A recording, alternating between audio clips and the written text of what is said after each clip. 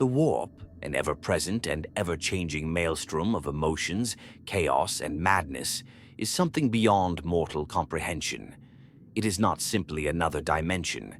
It is the reflection of the minds and hearts of all sentient beings in the universe, magnified and twisted into something horrific. To even begin to grasp the full scope of this nightmare, you have to understand what the warp truly is and why it's so crucial to the fabric of the Warhammer 40,000 universe. Most importantly, you need to realize the true nature of the beings that dwell within it. Entities so powerful, so ancient, and so terrifying that they shape the destiny of all life across the stars. These beings are the Chaos Gods, the Dark Lords of the Warp.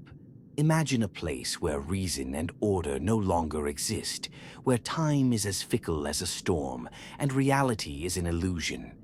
The Warp is all of this and more.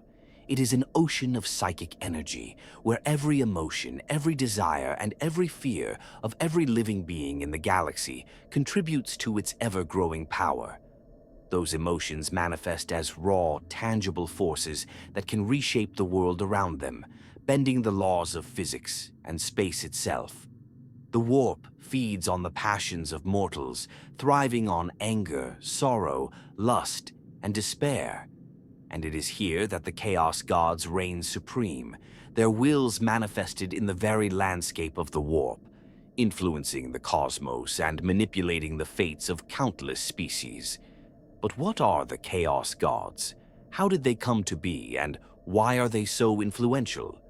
They are ancient, godlike entities born from the collective emotions and psychic energy of sentient life across the galaxy. Their power is tied to specific aspects of life and emotion. Khorne, the blood god, embodies rage and violence.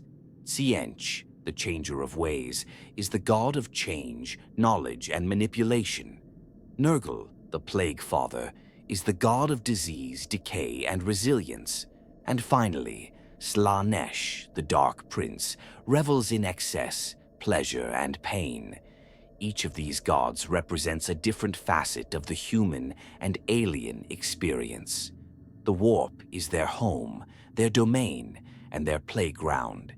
They are not just passive beings, but active participants in the ongoing struggles of the galaxy, each vying for control over mortals, manipulating events, and subtly shifting the course of history in their favor. Their influence can be seen in the wars that ravage the stars, in the treacherous politics of the Imperium, and in the very fabric of the universe itself. The story of how these gods came to be is one of tragedy, inevitability, and unchecked power. It is said that the Chaos Gods were birthed from the psychic emotions of the universe itself.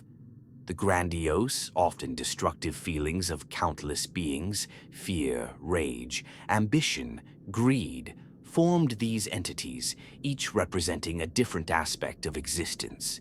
Some fans speculate that the birth of the Chaos Gods was the direct result of the sheer emotional turbulence caused by the actions of the Eldar, whose decadent civilization gave birth to Slaanesh. This theory suggests that the Chaos Gods were not just born from the minds of living beings, but were also a reaction to a pivotal moment in galactic history, an event that forever changed the course of the universe. The Chaos Gods' personalities and motivations are as varied as the emotions they represent. Khorne is all about rage, war, and bloodshed. He is a being of simple, violent goals. He wants to see the universe bathed in blood, and he cares little for the consequences. Khorne's followers, the demons of the Blood God, are embodiments of violence, fearsome warriors who live only for the battle. In contrast, Tzeentch, the changer of ways, is a master of manipulation and deception. He seeks change, but not just for the sake of change. It is a change that furthers his power, a web of schemes and plans that stretches across millennia. Tzeentch's followers are often schemers, magicians, and manipulators, constantly working behind the scenes to bring about the god's goals. Nurgle, on the other hand, is a god of endurance, decay, and the inevitability of death. His domain is one of rot and disease, but Nurgle is not as terrifying as some might think. In fact, he offers his followers something many of them long for: acceptance, comfort, and love. His plagues are not merely destructive forces, but also tests of resilience and survival. His followers, the Plague Bearers, are often seen as the most loyal and content of the Chaos God's minions, living in a twisted harmony within Nurgle's decaying realm. Slaanesh is the most complex of the four. The god of excess, pleasure, pain, and all things indulgent, Slaanesh's domain is one of hedonistic pursuit, where pleasure and agony intertwine in a perpetual dance. His followers are consumed by desire, craving sensation in all its forms, whether it be in the form of physical pleasure or emotional torment. Slaanesh's realm is one of beauty and madness, a place where art, excess, and debauchery exist in a state of eternal flux. Fans often debate the true nature of the Chaos Gods. Are they gods in the traditional sense, or are they merely powerful entities born from the collective emotions of sentient beings? Some argue that the Chaos Gods are more akin to manifestations of the universe's raw, untapped potential, representing the primal forces that govern all life. Others believe that they are, in fact, true deities, with their own wills, desires, and motivations that transcend mere mortal comprehension. Whatever the truth may be, the Chaos Gods are undeniably real, and their influence is felt across the galaxy, from the twisted realms of the Warp to the battlefields of the Imperium. The Warp's secret inhabitants, the demons and creatures that dwell within it, are as diverse and horrific as the gods themselves. These entities are the physical manifestations of the Chaos God's power, and their very existence is a reflection of the god they serve. Khorne's demons are brutal and savage, locked in an endless cycle of bloodletting.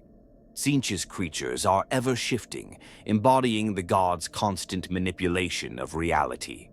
Nurgle's followers are bloated, decayed, and yet somehow joyful, their very bodies a testament to the resilience of life in the face of death.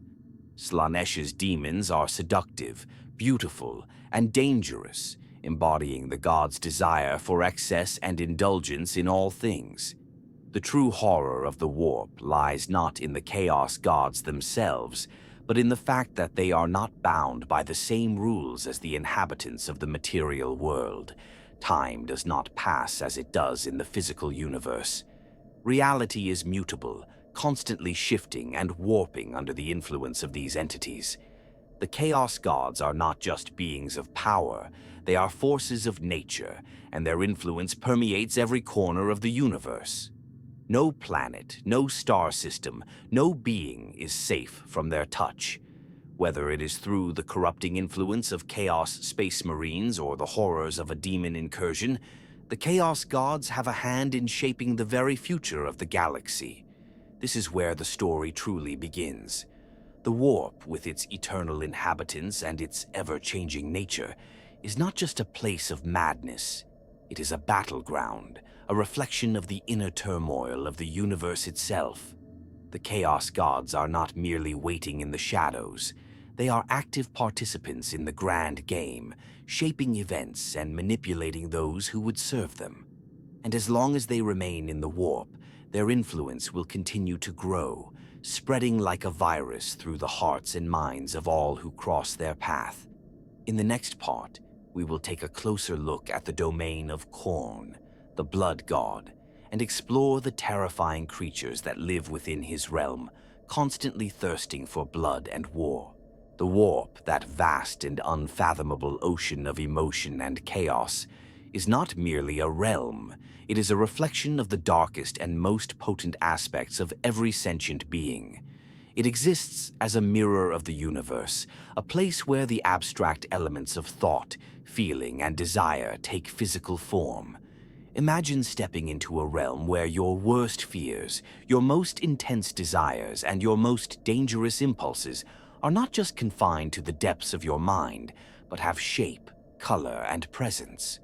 The warp is that place, a chaotic, malevolent dimension where the rules of reality as we know them are shattered and reshaped by the overwhelming power of raw emotion. The nature of the warp is defined by the overwhelming force of psychic energy. It is a place where emotion, in all its forms, becomes tangible. Rage, fear, love, despair, joy. These emotions, which in the material world are often fleeting and abstract, become the fundamental building blocks of the warp. And just as the human mind is capable of immense depths of feeling, so too is the warp capable of unimaginable horrors. The warp is not a static dimension. It is alive, constantly shifting, breathing with the flow of emotions from the universe it mirrors. It feeds on the emotions of sentient beings, every act of rage, every moment of terror, every spark of ambition. It all contributes to the ever-growing power of the warp. The most terrifying aspect of the warp is how it reflects the psyche of all living beings. It is a living manifestation of the collective unconscious, a dimension where the feelings and thoughts of all sentient creatures are amplified and made real. This is why the warp is so dangerous. It is not just a place beyond the stars, it is a place inside every living being. It mirrors the fears and desires of the entire galaxy. It is both a mirror and a magnifier, amplifying emotions until they become twisted, monstrous things that seek to consume everything in their path. One of the most popular fan theories surrounding the nature of the warp is the idea that it is a reflection of the soul of the universe. According to this theory, the warp is not simply a place. It is a byproduct of the collective consciousness of every sentient being that has ever lived. The idea is that when a sentient creature experiences intense emotions, these emotions create ripples in the warp, like drops of water in a pond. Over time, these ripples accumulate and form the chaotic, ever-shifting landscape that we now know as the warp.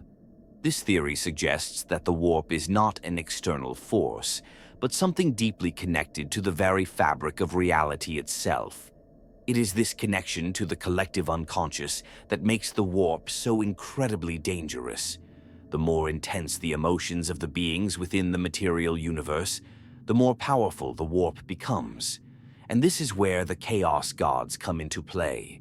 These deities, born from the overwhelming emotions of sentient beings, represent the rawest and most extreme aspects of the psyche. Khorne, for example, is born from the collective rage of the galaxy, Tzeentch from the desire for change and manipulation, Nurgle from the inevitable decay and suffering of all life, and Slaanesh from the pursuit of excess, pleasure, and indulgence. Each god embodies a specific aspect of the collective unconscious, and their influence on the warp is profound. There is also the unsettling reality that the warp is not just an abstract place. It is a living, breathing entity.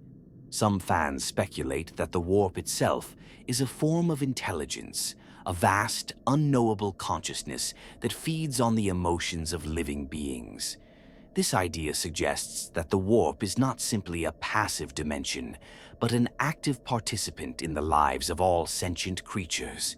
It reaches into the material universe, influencing events and shaping the destinies of mortals. In this sense, the warp could be seen as a malevolent force that seeks to corrupt and consume all life, a dark presence that feeds on the passions and fears of the galaxy. The relationship between the warp and the material universe is also a topic of much debate.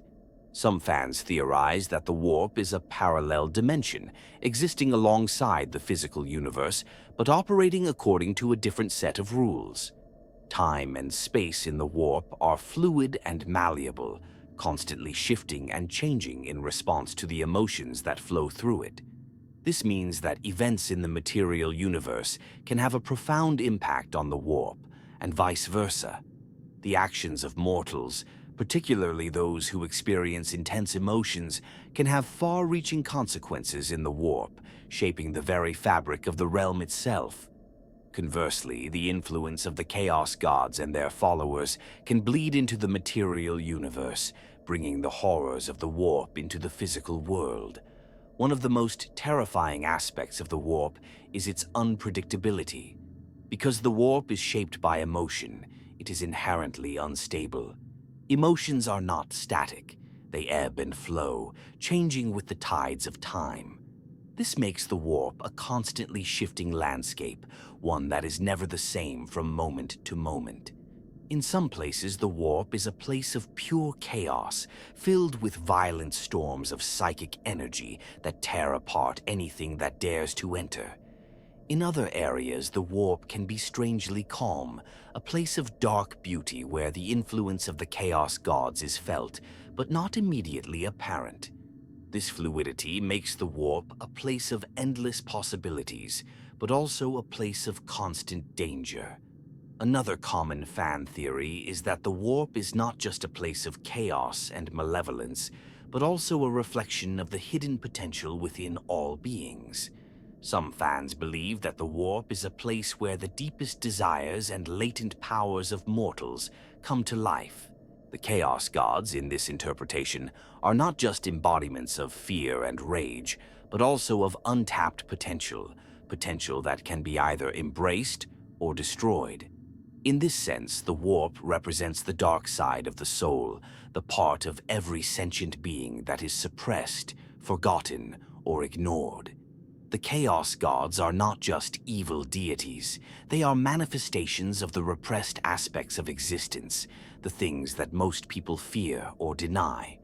There is also the idea that the warp is a place of infinite possibility. Because it is not bound by the same rules as the material universe, the warp is seen by some fans as a realm of endless creation and destruction. It is a place where anything is possible, where the laws of physics and reality can be bent to the will of those who are strong enough to harness its power. This is why the warp is so appealing to those who seek power. Psychic beings, sorcerers, and even the Chaos Gods themselves are drawn to the potential of the warp, using it to shape the universe in their image. But as much as the warp offers power, it also offers danger. The more one immerses themselves in the warp, the more they risk losing themselves to it. The very nature of the warp is corrupting. It feeds on desire, fear, and ambition, drawing mortals into its depths until they become little more than pawns of the Chaos Gods.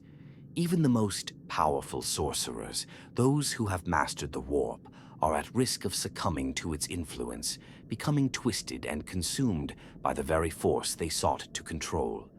In this way, the warp is both a source of power and a prison, one that entices mortals with the promise of godhood, only to ensnare them in a never-ending cycle of torment and despair.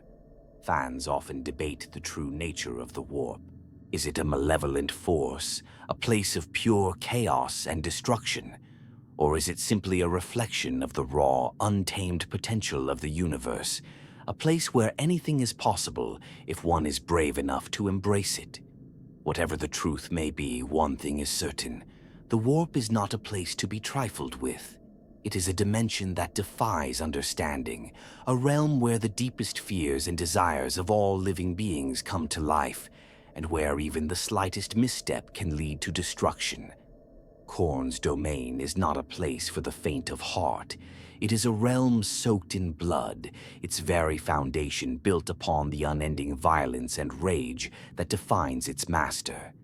Imagine stepping into a world where every breath, every step, and every thought is driven by the primal urge to destroy, to conquer, and to spill blood. This is Khorne's domain, a place where only the strongest survive, and those who fail are left to be consumed by the very anger they sought to harness. Khorne himself is a god of rage and war.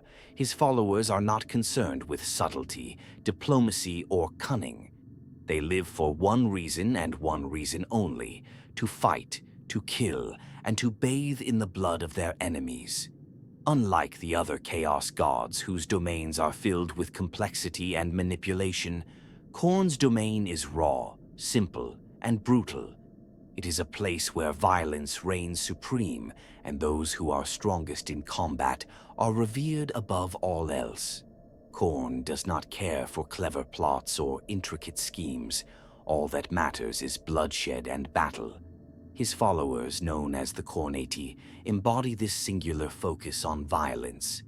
They are warriors without equal, driven by an unrelenting thirst for battle. The berserk fury that drives them is not just a passing emotion, it is a core part of their being. They are not merely soldiers, but living instruments of Khorne's will, each one a potential engine of destruction. They revel in the chaos of war, the roar of battle, and the sight of blood being spilled. To them, combat is not just a means to an end, it is the very reason for their existence. Some fans view Khorne's followers as the embodiment of humanity's most primal instincts, the desire to dominate, to destroy, and to conquer. In a way, Khorne's domain can be seen as a reflection of the darker side of mortal nature, the part of us that craves power and supremacy at any cost. The Khornate, with their unyielding rage and their relentless pursuit of destruction, are not just warriors. They are the physical manifestation of these base instincts, given form and purpose by Khorne himself.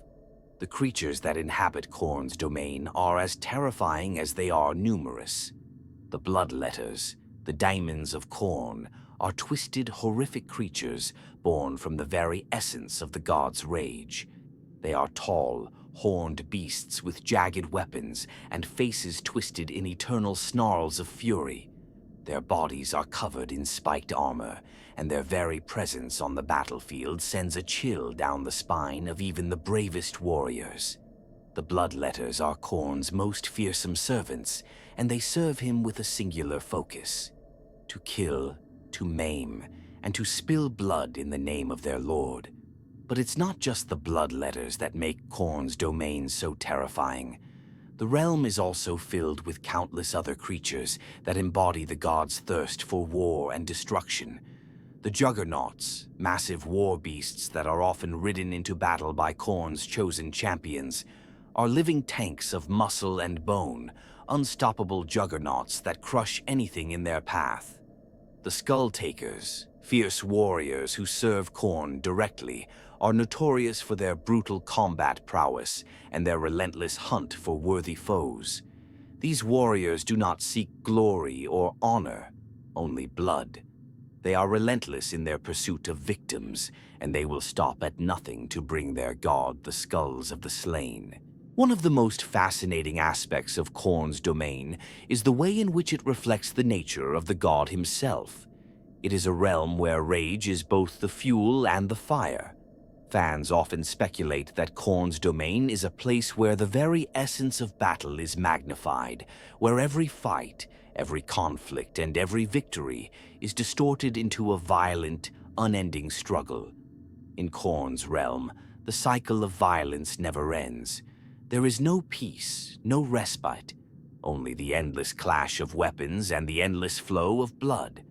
Some believe that this endless war is a reflection of Khorne's insatiable hunger for violence. Khorne does not simply desire bloodshed, he needs it to survive. It is through the constant flow of conflict that Khorne maintains his power, and his domain thrives on the chaos of unending war. This brings us to the idea of Khorne's followers as part of a larger system of power within the warp.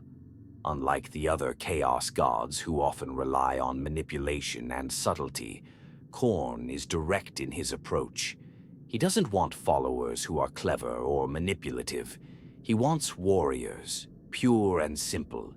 He rewards those who can kill with the greatest fury, and he punishes those who show weakness or hesitation. This creates a hierarchy within Khorne's followers, with the strongest and most bloodthirsty warriors rising to the top. The champions of Khorne are revered, their skill in battle considered to be a direct reflection of the god's favor. The Khornate berserkers are perhaps the most iconic of Khorne's followers.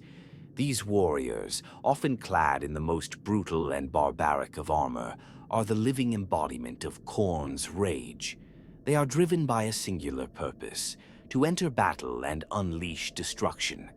They are unstoppable forces of nature, each one a whirlwind of violence and fury. Fans have long speculated about the nature of the Berserker's rage. Some believe it is a blessing from Khorne, a gift that allows them to tap into an infinite well of power. Others argue that it is a curse, a twisted and corrupting force that consumes its wielders until they are little more than mindless killing machines. Despite the seemingly mindless nature of Khorne's followers, there is an element of strategy at play in his domain. While the god himself may care little for tactics or cunning, his followers are not without their own methods of achieving victory. The warbands that serve Khorne are often led by powerful commanders who wield their own brand of ruthless strategy. These leaders are not concerned with diplomacy or negotiations. They are focused solely on one thing: victory through destruction. To them, every battle is a means to an end, and the end is always the same: the complete and utter annihilation of their enemies. What makes Khorne's domain so frightening is the sheer scale of its violence. Unlike other Chaos gods who may operate through manipulation or trickery, Khorne's power is in the direct, unrelenting force of battle. His followers do not hide in the shadows or plot in the dark corners of the universe. They charge headfirst into the fray, bringing death and destruction wherever they go. There is no room for mercy, no place for compassion, only the unending thirst for blood. Some fans theorize that Khorne's desire for bloodshed is tied to the very nature of existence itself. According to this theory, Khorne embodies the chaotic, destructive forces that exist in all living beings: the urge to fight, to conquer, and to destroy. These primal instincts are universal, part of the core of every sentient being. In this sense, Khorne is not just a god of war. He is the embodiment of the darker side of all life. He is the primal force that drives living beings to battle, to conquer, and to kill.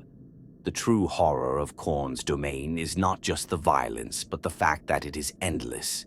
In his realm, there is no peace, no respite from the cycle of bloodshed.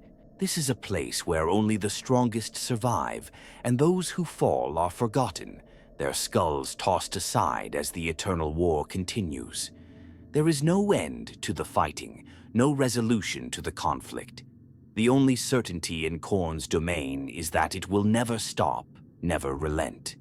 In a way, Khorne's domain is the ultimate expression of the brutality of the universe, a place where survival means nothing more than the ability to fight and kill. In the next part, we will explore the realm of Tzeentch, where the pursuit of change and manipulation takes center stage, and the true power of the Changer of Ways is revealed. Tzeentch's domain is unlike anything one could truly comprehend, for it is not bound by the rigid structure of time and space. In fact, it is the embodiment of change itself. The very nature of this realm is fluid, constantly shifting and evolving in ways that defy all understanding. While Khorne's domain is a place of unrelenting bloodshed, and Nurgle's is one of decay and resilience, Tzeentch's realm is a constantly churning vortex of intrigue, transformation, and manipulation. This is a place where nothing is ever certain, where the only constant is the drive for change, and where every single being is caught up in a web of schemes and illusions that stretch across time itself. At its core, Tzeentch's realm is an endless labyrinth of shifting patterns and intricate designs. The landscape is ever-changing, a kaleidoscope of colors and structures that appear and disappear in the blink of an eye. The laws of physics, logic, and reason do not apply here. One moment you might find yourself standing on the edge of a cliff, gazing into an abyss that seems to stretch on forever, and the next, you are surrounded by glittering spires, impossibly twisting towers, and strange, unearthly landscapes. This ever-changing environment mirrors the very essence of Tzeentch, the god of change, mutation, and transformation. Nothing is permanent in his domain, and everything is subject to his will. Tzeentch himself is a god of cunning, schemes, and endless manipulation. Unlike the other Chaos gods whose desires are rooted in straightforward concepts like rage, decay, or excess, Tzeentch operates on a far more complex and subtle level. His goals are not always immediately apparent, and his methods are convoluted, often involving layers of deception, illusion, and misdirection. The god of change thrives on the chaos that comes from altering the course of events, bending reality to his whims, and orchestrating complex plans that unfold over centuries or millennia. This makes him a master manipulator, a puppet master whose strings stretch across the galaxy, pulling the fates of countless beings in ways they cannot even begin to fathom. One of the most striking aspects of Tzeentch's realm is how it reflects the god's ability to shape and twist reality. The very fabric of the warp in his domain is fluid, mutable, and responsive to his will. Where other gods might be limited by their domains, Tzeentch can warp reality itself, bending it to suit his needs. Some fans believe that the shifting nature of Tzeentch's domain is a physical manifestation of his desire to impose change on the universe. The god's power lies in his ability to shape events, to introduce new variables into the equation of reality, and to bring about transformations that seem impossible. He is not merely content to sit idly by and watch the universe unfold. He seeks to steer it, to reshape it according to his vision. The followers of Tzeentch, known as the Tzeentchian cults, are just as fluid and enigmatic as their god. They are not bound by the same rigid structures as Khorne's berserkers or Nurgle's plague-ridden followers. Instead, they are schemers, manipulators, and sorcerers who seek to control the flow of change. Their motivations are not always easy to discern, for they are constantly shifting allegiances, changing tactics, and pursuing their own goals within Tzeentch's grand design.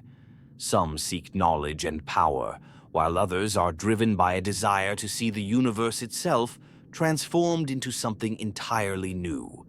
Tzeentch does not care for the simplicity of violence or destruction. He desires the complex, intricate process of change itself, and his followers, by extension, are caught up in this pursuit, constantly striving to bend the world around them to their will. Many fans see Tzeentch as a reflection of the human desire for knowledge and control. In a way, he represents the endless pursuit of understanding, the ceaseless hunger for knowledge that drives many beings to push the boundaries of reality itself. But where the search for knowledge can be a force for good in Tzeentch's realm, it becomes something darker.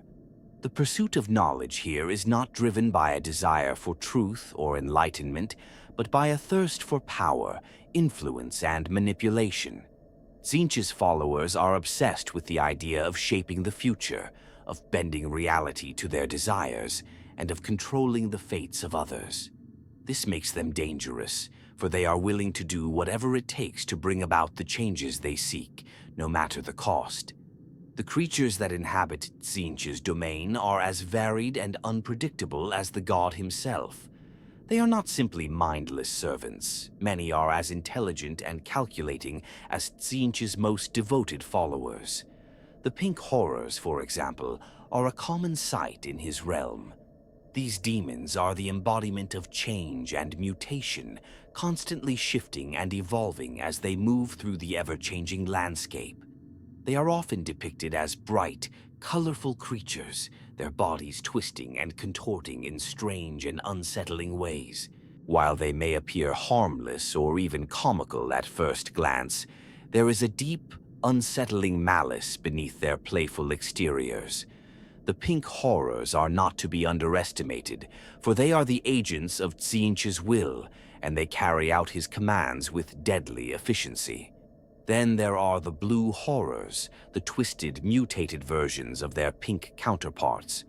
These creatures are often seen as the more sinister side of Tzeentch's followers, embodying the darker aspects of mutation and change.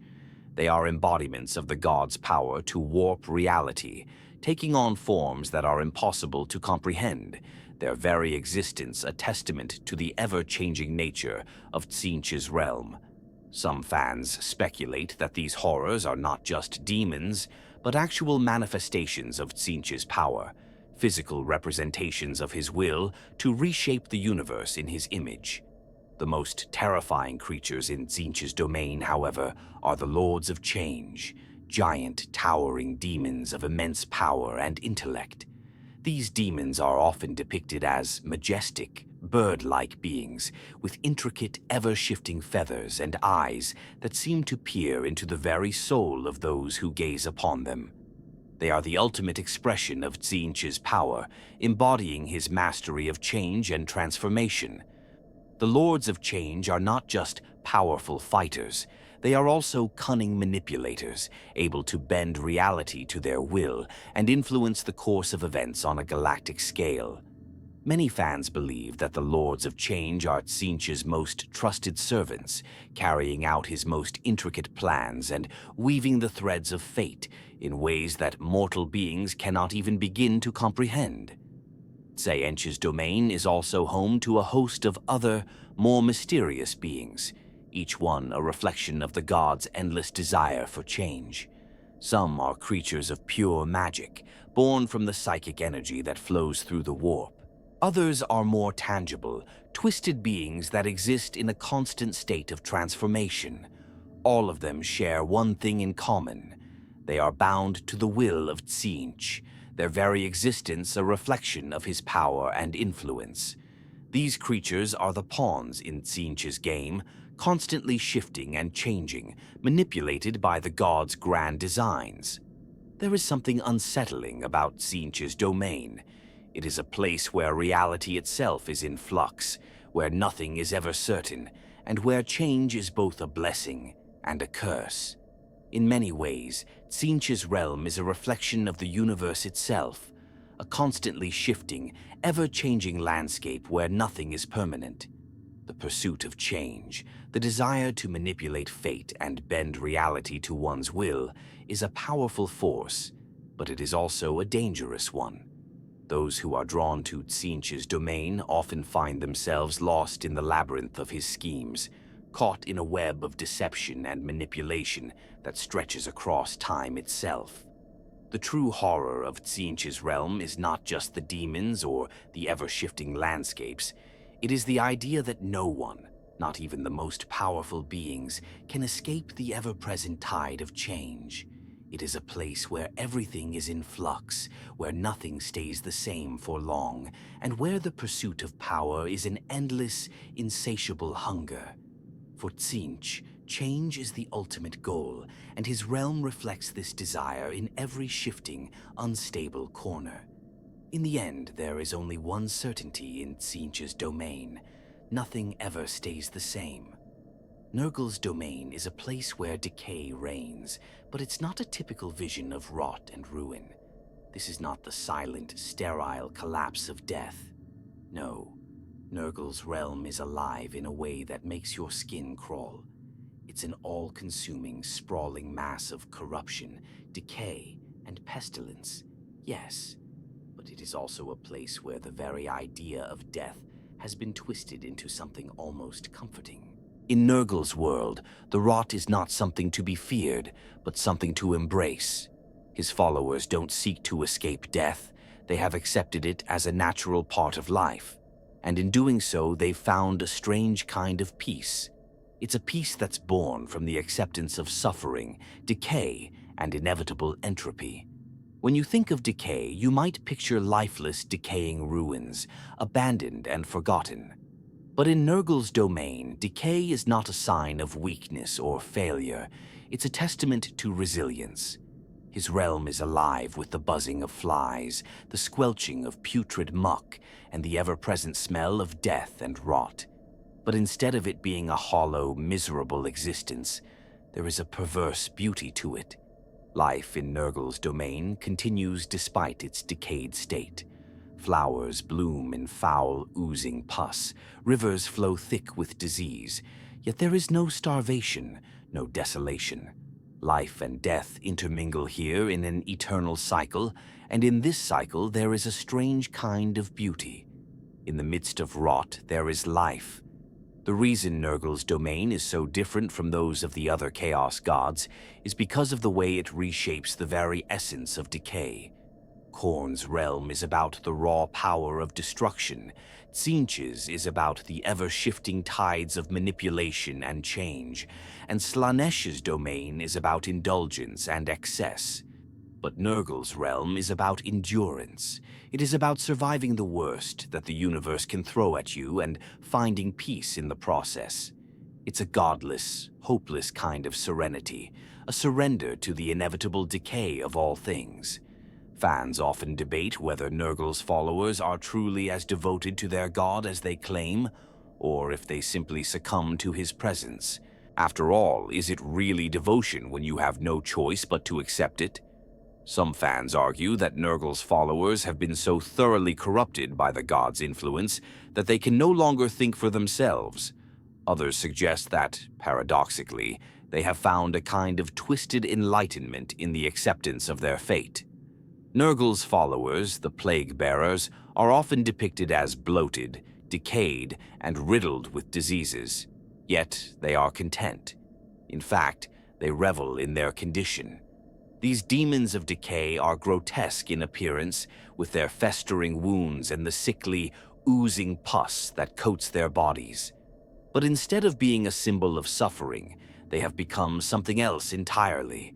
Their very existence challenges our understanding of what it means to be alive, to be in pain, to suffer. They are not the tragic figures we might expect. They have embraced their decaying forms and the endless plague that consumes them. Some fans speculate that this is the true nature of Nurgle's gift, the ability to find peace in chaos, contentment in suffering, and strength in decay. It's a philosophy that turns conventional ideas of life and death upside down, and in doing so, it offers a kind of comfort. It's the idea that no matter how much you suffer, no matter how broken you feel, you will always have the strength to endure, and in the end, that is what matters. Nurgle himself is often described as a figure of grotesque joy. His form is ever-changing, sometimes a bloated, jolly god with a beaming smile, sometimes a horrifying mass of writhing decay and oozing pus. But the one constant is his joy in spreading his influence. Unlike Khorne, who seeks to destroy and tear apart, Nurgle spreads his blessings through a quiet, insidious process. He doesn't need to force his will upon you. Instead, he offers it as a gift, wrapped in the rot and decay of the universe. There is a weird, almost fatherly quality to Nurgle, as if he is taking the broken, the suffering, and the decaying under his wing, and promising them an eternal home. In this sense, Nurgle is a god of peace, albeit a peace that comes only after the chaos of life has been swallowed by the inevitable decay that is a part of everything. The very nature of Nurgle's followers is an unsettling one. They are not driven by greed or a desire for power. They are motivated by the acceptance of the inevitable. Nurgle's warriors, the Plague Marines, are a terrifying sight to behold.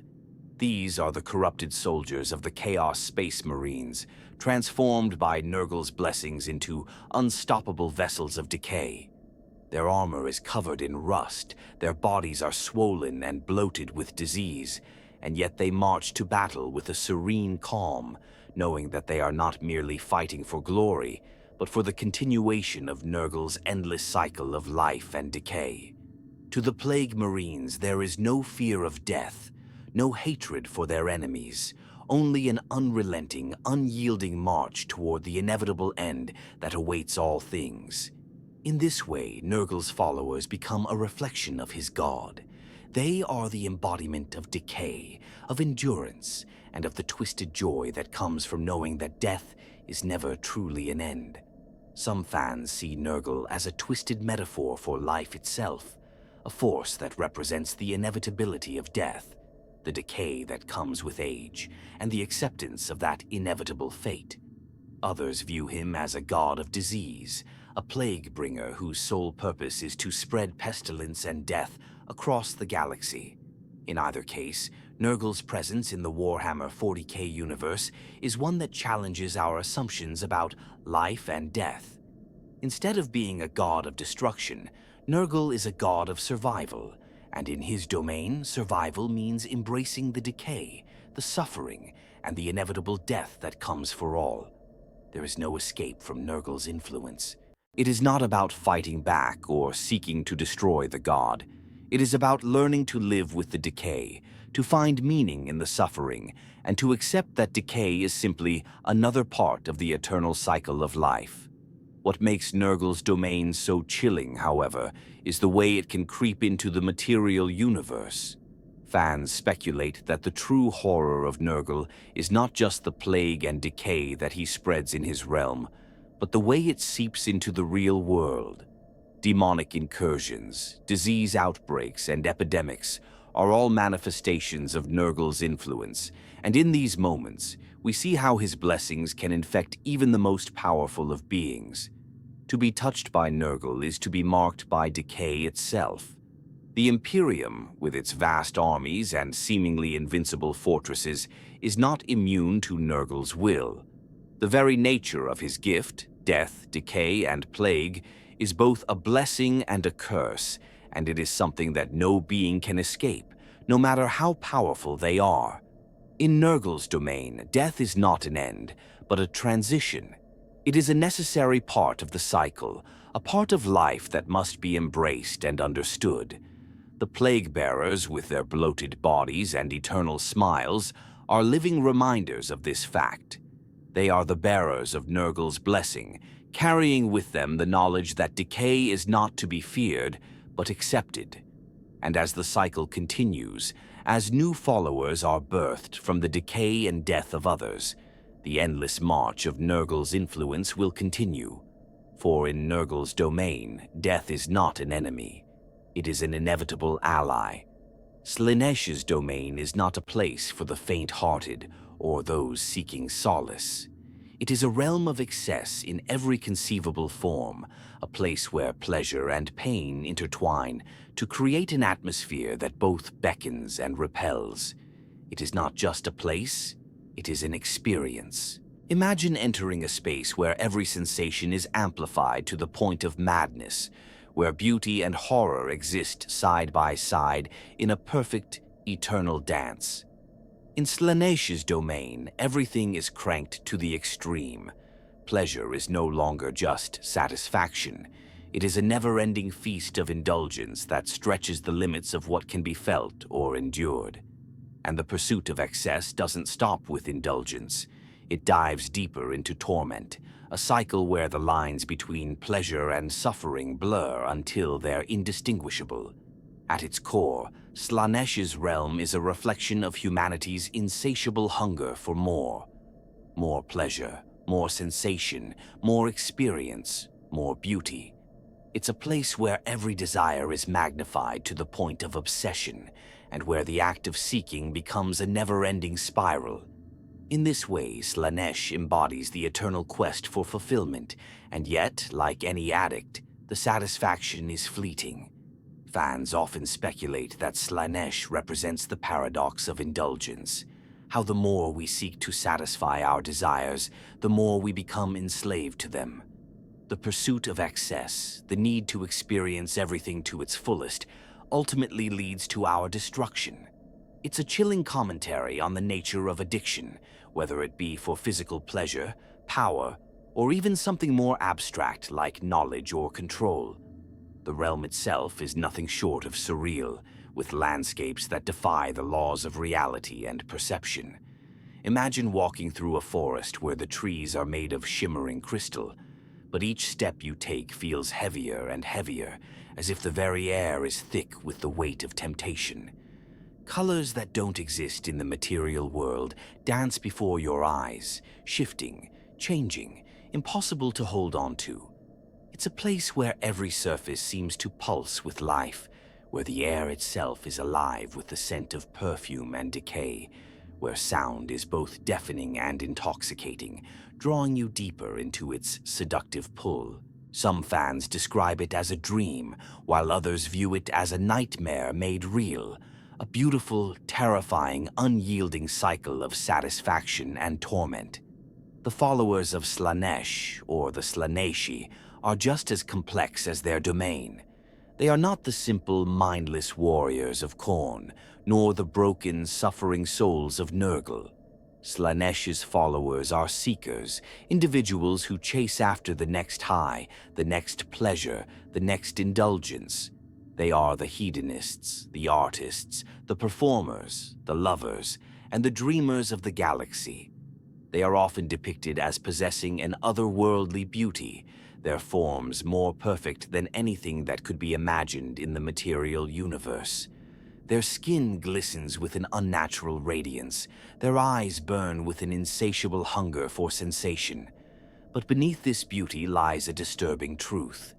Slaanesh's followers are often consumed by their desires, trapped in a cycle of self-destruction.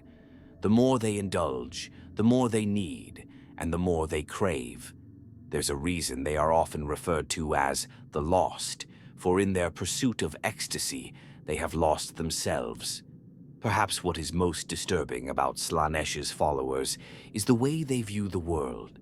For them, everything is an experience to be savored.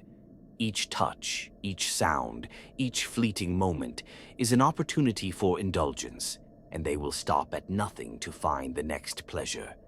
Some see this as a reflection of a deep existential emptiness, the need to constantly seek fulfillment because the world around them feels devoid of meaning.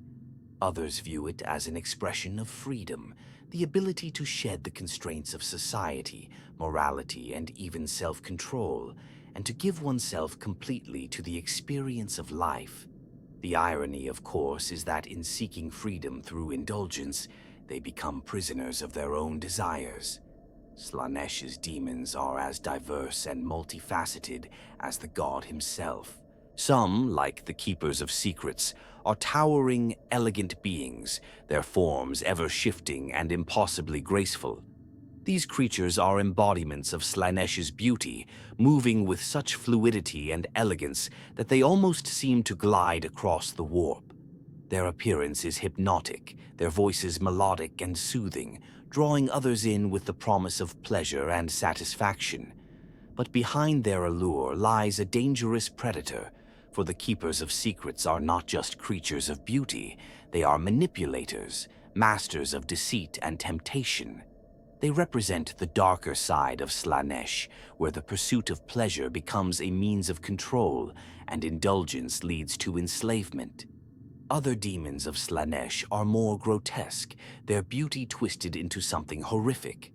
The fiends, for example, are spiny, serpentine creatures, their forms contorted in such a way that they seem both graceful and monstrous. These demons embody the darker aspects of Slaanesh's nature, the pain and torment that come from indulgence. Some fans argue that the fiends represent the inevitable consequence of giving in to desire without restraint, the corruption that occurs when pleasure is no longer enough, and the need for more becomes a dangerous addiction. Their bodies, covered in barbed spines and dripping with venom, symbolize the sharp edge of hedonism, where what was once sweet becomes sharp, and the pursuit of pleasure leads to suffering. There is also the temptation of the Slaaneshi exalted, mortals who have been chosen by Slaanesh and transformed into perfect, androgynous beings of power and grace. These chosen followers are often seen as the epitome of Slaanesh's ideals, beings of incredible beauty and strength, capable of seducing and manipulating all who cross their path. Yet, even in their perfection, there is a sense of sadness, for they are trapped in a cycle of endless craving, always chasing the next experience, the next indulgence, never satisfied. Fans of the lore often discuss how Slaanesh's followers are forever chasing after something that cannot be attained, a satisfaction that can never be reached, a pleasure that can never be fully realized. In this way, Slaanesh embodies the futility of endless desire, the emptiness that comes from seeking fulfillment in excess. For Slaanesh, there is no boundary between pleasure and pain, no line between beauty and horror. It's this duality that makes the gods so fascinating and terrifying. Slaanesh's realm is not just a place of indulgence, it's a place of torment, where the pursuit of excess leads to the loss of oneself. The more one seeks, the more one becomes consumed by their desires, until they are nothing more than a shadow of their former self. This paradox is what makes Slaanesh so dangerous.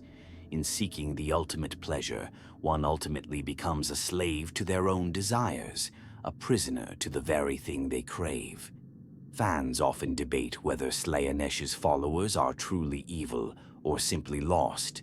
In many ways, they represent the dangers of excess, the unchecked pursuit of pleasure without any consideration for consequences.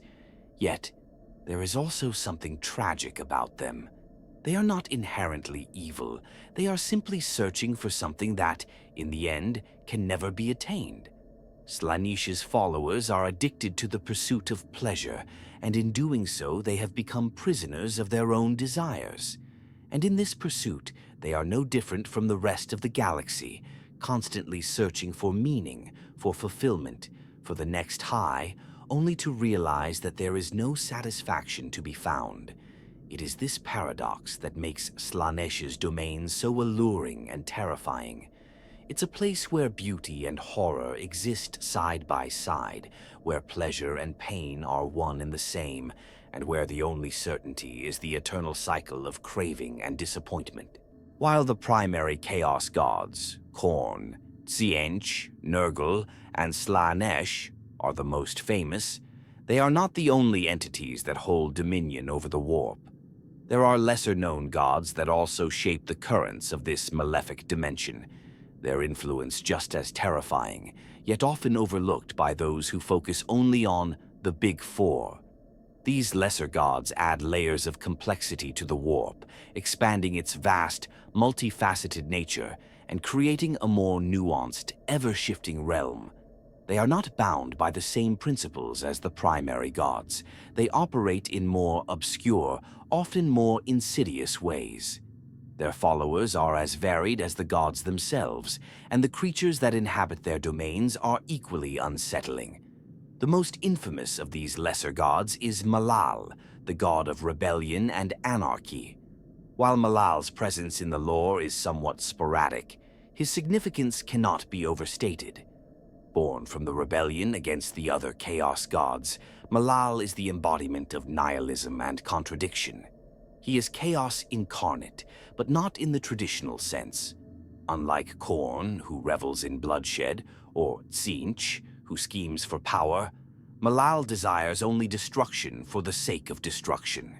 He is the god of self-destruction, the ultimate irony within the Chaos pantheon. His followers are those who reject all forms of order, including the very concept of chaos itself. They do not fight for glory or power, but for the sheer thrill of chaos without any ultimate aim. Fans often see Malal as a commentary on the nature of all things, including chaos itself. If the major chaos gods represent the extremes of emotion and desire, then Malal is the antithesis of all of them, a god who seeks only to burn everything down without purpose. His domain is not a place of violent bloodshed or grand schemes. It is an empty, barren wasteland where nothing has meaning and nothing has value. Some speculate that Malal's followers are trapped in an endless spiral of destruction, unable to find purpose even in their rebellion. They seek to tear down the world, yet they are left hollow and unsatisfied, much like their god. There is a tragic, almost poetic quality to Malal's presence in the warp, as his rebellion against the other Chaos gods is ultimately self-defeating. Another lesser Chaos god is the mysterious and enigmatic god known as the Great Horned Rat. This deity is most commonly associated with the Skaven, the verminous, treacherous race that inhabits the underway of the Warhammer fantasy world. The Great Horned Rat is the embodiment of decay, disease, and insatiable hunger, but it is also a god of survival. It is a deity that represents the underdog, the scavenger, and the opportunist. The great horned rat's domain is not as overtly destructive as the realms of Khorne or Nurgle, but it is filled with the constant gnawing hunger of a race that will stop at nothing to survive. The Skaven, worshipping this god, are notorious for their backstabbing ways, their constant scheming, and their willingness to throw each other under the proverbial bus if it means securing their own survival. The great horned rat's influence is a subtle one, often operating behind the scenes, manipulating the tides of history in favor of those who are willing to act with cunning and ruthlessness. Some fans theorize that the god is a reflection of the animalistic side of sentient beings, the part of us that is driven by the need to survive at all costs. This god does not care for honor, glory, or conquest. It only cares about survival, and it teaches its followers that the world is a place where only the ruthless thrive. The great horned rat's realm is a reflection of this worldview, a domain filled with scavengers, opportunists, and those willing to do whatever it takes to survive.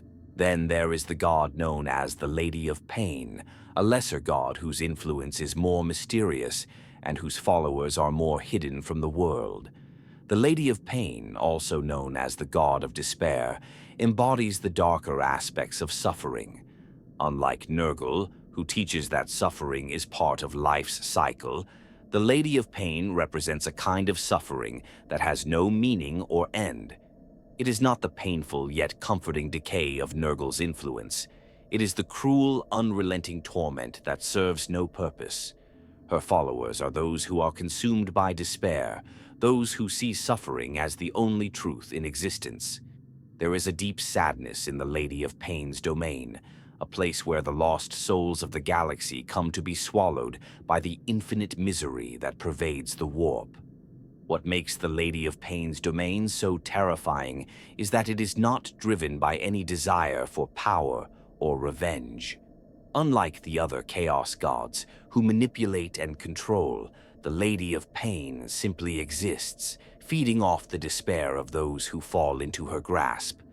Her realm is a twisted mirror of the universe itself, one where every joy, every moment of happiness, and every act of kindness is turned into a source of anguish. Her followers do not seek conquest or power. They simply want to wallow in their pain, to embrace the endless suffering that the Lady of Pain offers. Some fans see this as a reflection of the darkest parts of the human condition, the parts that believe that life itself is an endless torment and that there is no escape from it. Despite the obscurity of these lesser gods, they represent a deep and complex layer to the warp. Their followers are often dismissed as fringe elements of the Chaos pantheon, but their influence cannot be ignored. In the same way that the major Chaos gods represent the extremes of human emotion and desire, these lesser gods represent the more subtle, insidious aspects of existence, the emptiness of nihilism, the cunning of survival, and the torment of despair. They add depth and richness to the narrative of the warp, making it a place where not all who worship chaos do so for the same reasons. Some are driven by hunger, others by fear, and still others by the desire to destroy for destruction's sake. The warp is a place of limitless possibilities, and the lesser gods only further complicate the web of power, emotion, and destruction that stretches across the multiverse. The true horror of these lesser gods lies not in their direct power, but in their subtlety. While the primary Chaos gods demand attention, reveling in their power and grandeur, the lesser gods operate in the shadows, weaving their influence in the quiet corners of the warp. They are the whispers in the dark, the hidden forces that move beneath the surface of reality, manipulating events in ways that are almost impossible to detect. Their followers, too, are often insidious, working behind the scenes to advance their own goals, with little regard for the consequences. These gods, and the beings that serve them, remind us that the warp is not just a place of violence and excess. It is also a place of quiet manipulation, despair, and suffering, where the darkest aspects of existence are free to roam unchecked. In the end, the lesser gods show us the full complexity of the warp.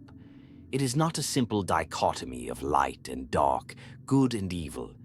It is a place where every aspect of existence, every emotion, every thought, every instinct can be magnified, twisted, and used for a greater, more terrifying purpose. And in the realms of these lesser gods, we see just how deep the warp's corruption runs, adding yet another layer of complexity to this already incomprehensible dimension. In the warp, the boundaries of reality are stretched and broken. It is not just a realm of power and influence, but one teeming with strange, nightmarish creatures that defy all sense of order and sanity. These beings are the denizens of the warp, horrors and abominations that dwell in the deepest corners of this chaotic dimension. Some are familiar, the demons of the major chaos gods, embodiments of rage, manipulation, decay, and excess. Others, however, are far more terrifying, creatures so alien and unknowable that their very existence challenges the fabric of reality itself. The warp is a place where the rules of the material universe do not apply, where thoughts and emotions manifest as tangible beings, and where the very nature of existence is malleable and twisted beyond recognition.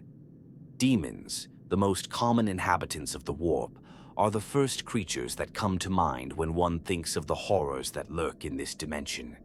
These beings are the servants of the Chaos Gods, and they come in many shapes and forms, each one reflecting the dark desires of the god they serve. Khorne's demons are brutal, savage creatures, each one a manifestation of the god's endless thirst for violence and bloodshed. Tzeentch's demons, on the other hand, are manipulative and ever-changing, shifting forms and personalities in the blink of an eye, much like the god they serve. Nurgle's demons are grotesque, their bodies bloated and decayed, yet oddly joyful in their eternal suffering. Slaanesh's demons are seductive, beautiful, and terrifying all at once, representing the hedonistic excesses of the god of pleasure. But these demons are just the beginning. As much as the major chaos gods shape the warp and its inhabitants, they are not the only forces that give rise to the horrors within. There are far darker, more unfathomable creatures that call the warp their home, beings whose very presence is an affront to reality itself. Some fans believe that these creatures are not merely demons, but entities that exist beyond the scope of the Chaos Gods, beings whose power and influence are even more incomprehensible than that of the gods themselves. These entities are often described as ancient, primal forces beyond the grasp of mortal understanding, and their presence in the warp is a constant reminder of just how little we truly know about this twisted realm. One such entity is the Lord of Change, a being said to be older than the warp itself. The Lord of Change is not a demon of Tzeentch, but an entity whose form and nature are beyond any mortal or demon's comprehension. It is said to be the very embodiment of the warp's mutability, a being capable of bending reality itself, shaping the fabric of existence with a thought. Some fans speculate that the Lord of Change is a reflection of the warp's chaotic nature, a creature that exists not as a god or demon, but as the very principle of change and transformation given form. Its powers are said to be limitless, and it is feared that its influence is far-reaching, stretching across the entire warp and beyond.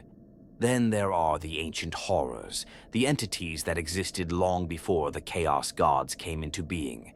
These beings are often described as the original inhabitants of the warp, older than even the first whispers of chaos itself.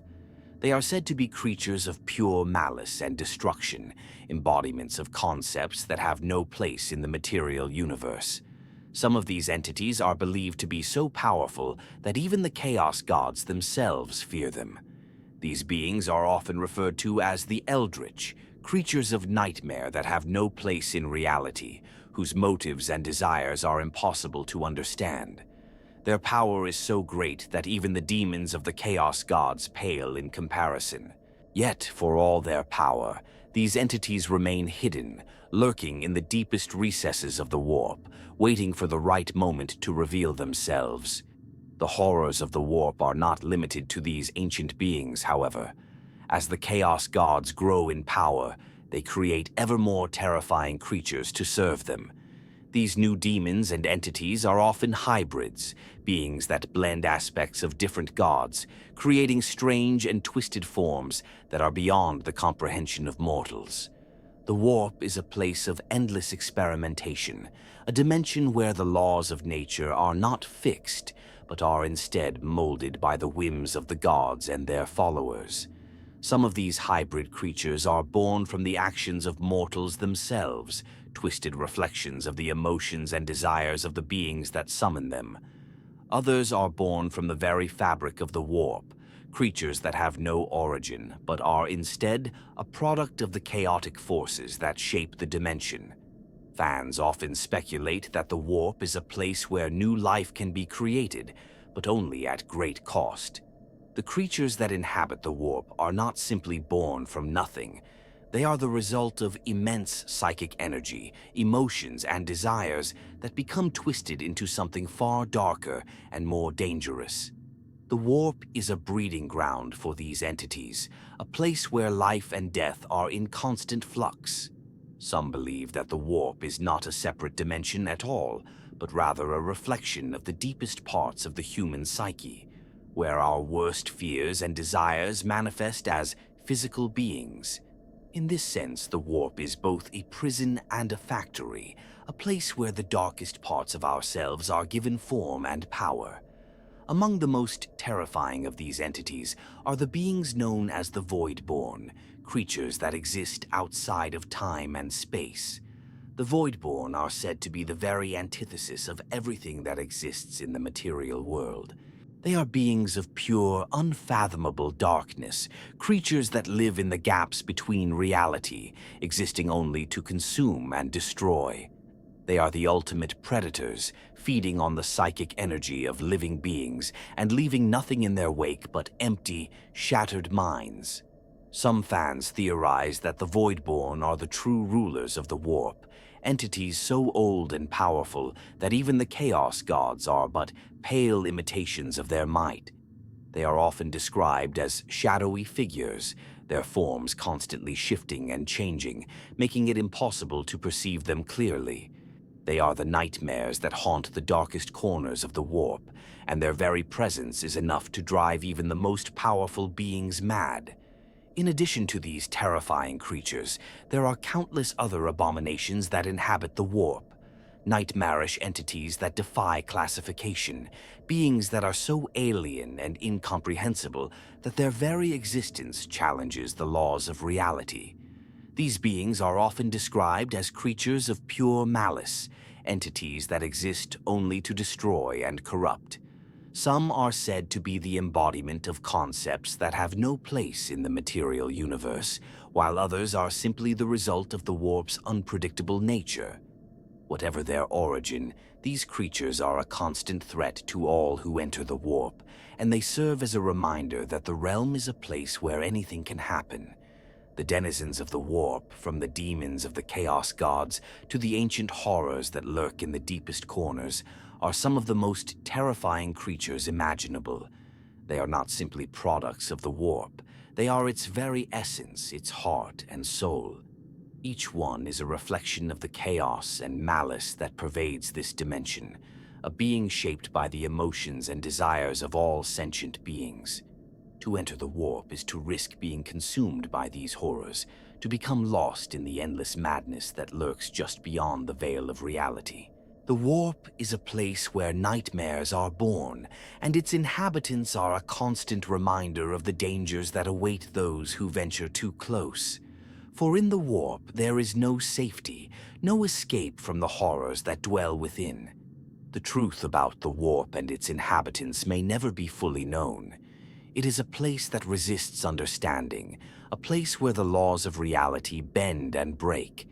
It is a realm where mortals can rise to unimaginable power, but at the cost of their souls.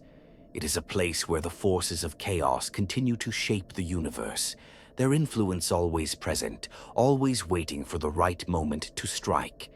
And in the end, it is a place where the boundaries between chaos and order, good and evil, light and dark, are forever blurred. The warp is a place of infinite possibility, but it is also a place of infinite danger.